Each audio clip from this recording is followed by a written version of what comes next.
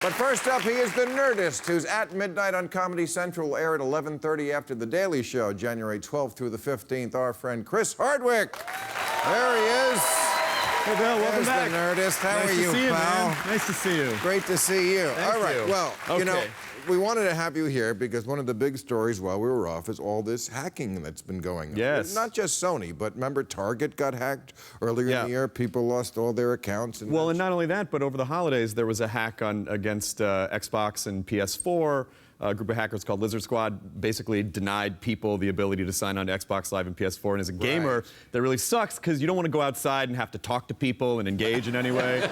Especially at the holiday. Yeah, at the holiday. Well, that's the worst time. Right. So, and then, of course, there was the hacks of all those starlets, their cell phones. Yeah. We saw America's sweethearts getting drilled from behind. It was awful. Right. You don't seem that broken up about it at all, actually. So I guess, you know, what people are asking, even me, who's not a Nerdist like you, is how do we protect ourselves? What do you do so that it doesn't happen to you? Well, first of all, don't determine your password the way you would figure out your porn name. Like, not my pet in my street. Like, don't. You have to come up with because the way. No, go ahead. Go ahead. Sarah Palin's husband. Yeah. This, like, I think when they were running in 2008, had his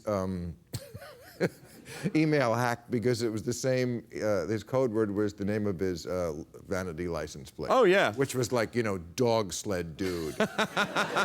I'm just surprised it wasn't like boobs 420 or like, or like Palin bro or something along those lines. Madam Ovary. Points to Bill Maher. All right, so what do you do to stop these people from getting in? Well, just as an individual, I mean, there are hacks that are sort of larger against larger infrastructures, larger businesses, but people in general, you know, that's more cybercrime. Those are people who are trying to extort something from you, steal something from you, and you just have to be very careful. Don't make your password the same for every device.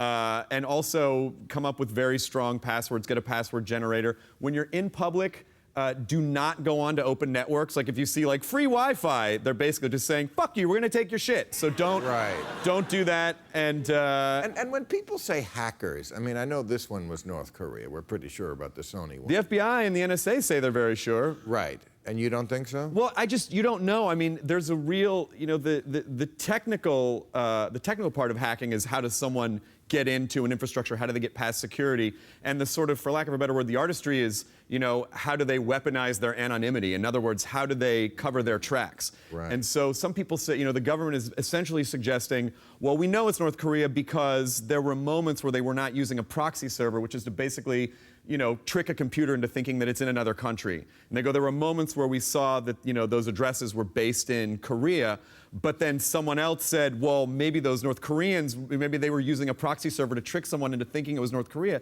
So it's very difficult to ascertain exactly, you know. But if it's not the North Koreans, in general, when we say hackers, we mean Russians. Well, it's a lot of Russians. There is a lot of hacking and cybercrime in Russia. Right. And not all hacking is, you know, like some of it people try to do for good. But in Russia, I think a lot of what happens there are people have math training and computer skills, but there aren't as many jobs to support that market. So, you know, people turn to hacking. Well, there is a bright side to this. I have a theory about street crime, which has been down a lot lately, and I think it's because people don't have money on them. Right. This is where the crime has moved to. Right. You don't get hit on the head anymore because you don't have any money in your wallet. Right. If someone just steals all your dick pics and then what do you just... Right. Anyway, Not that that's ever happened to me at all. No,